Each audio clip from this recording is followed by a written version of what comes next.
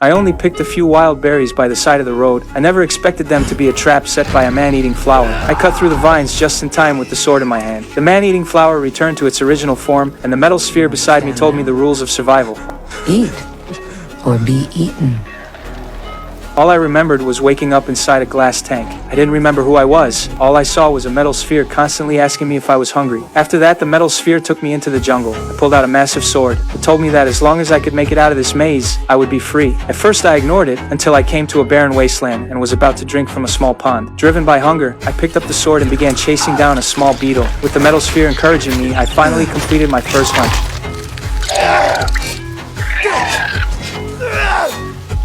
But that beetle was only a baby. The real adult beast had already come charging over. I fought back desperately, but I was no match for it at all. As the monster kept attacking me, a sudden clap of thunder exploded in the sky. The monster's attention was drawn away by the thunder. I seized the chance, grabbed the sword beside me, and drove it into the creature's head. I finally had enough meat. I chewed the prey in huge bites and filled my stomach. From then on, under the metal sphere's guidance, I officially began fighting. At first, whenever I faced most predators, all I could do was run away in a panic. But as my strength kept growing, I soon came back and hunted them down. One monster after another fell.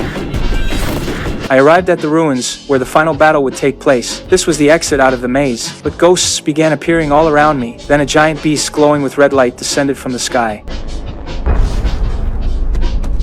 I let out a furious roar and charged at it with everything I had, but it knocked me to the ground with a single slap. The monster smashed me so badly that I couldn't stand up.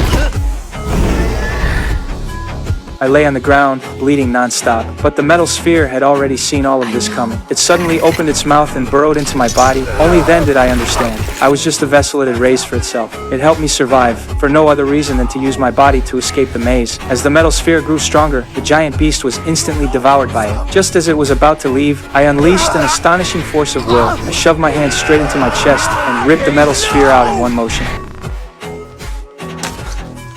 You are the one. Trap.